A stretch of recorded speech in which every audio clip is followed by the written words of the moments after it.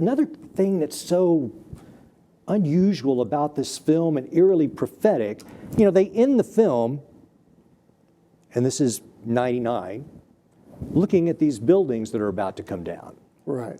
It's just so uncanny and it belies explanation. I don't know. That's what that. Well, you know, I mean, the movie would never have been released after 9/11. True. So that's. I mean, the buildings that were blown up were empty. Yes. But it's still, you know, too close. It would never have come out afterwards. It's amazing. We were trying to get you on a little while ago, and some things, our schedules didn't work out. So I rewatched the film again, because I've seen it several times, but I rewatched it again about 2 or 3 weeks ago. And I had just forgotten, I mean, I knew I really liked the film, but I had forgotten how much I really loved the film. And there's different ways of making films, clearly, but I love black humor. I love dark humor in films. Absolutely, yeah. And I think those may be some of my favorite films. Same with me, absolutely. Because you can express an idea and still make people laugh. And right. You know, Dr. Strangelove to me is one of the great films of all time, and one of the reasons is the tone is impossible. What he did, the tone was absolutely right on this razor edge all the time, and it was perfect. And tone is probably the hardest thing to achieve, which I think Fincher did with Fight Club too. he did.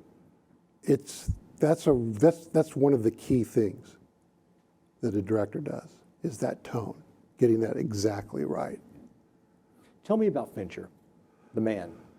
I like to say he fires on all cylinders, in which I mean story, character, visual, audio, structure, everything. He, you know, has it all.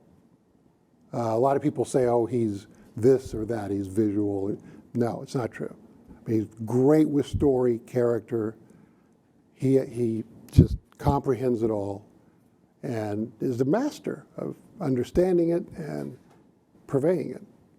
Well, he is certainly a master. I love the film and just the fact that it has touched so many people. And another thing I was just going to ask you about, I mean, when you were writing the screenplay and Chuck Palahniuk had written this book, I mean, did you feel like that it was, wow, I know that you liked it and you were blown away. You've said that you thought the film wouldn't get made.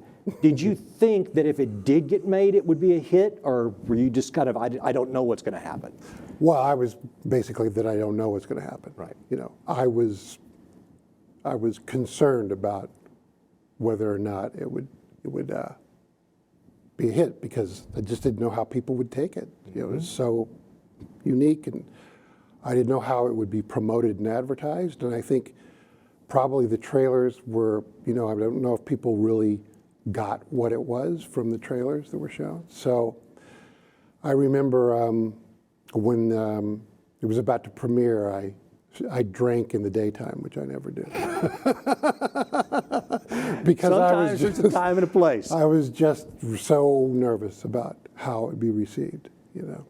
It was a risky, well, I don't even know if it's the word risky, it's just, it was such a balls out film to make.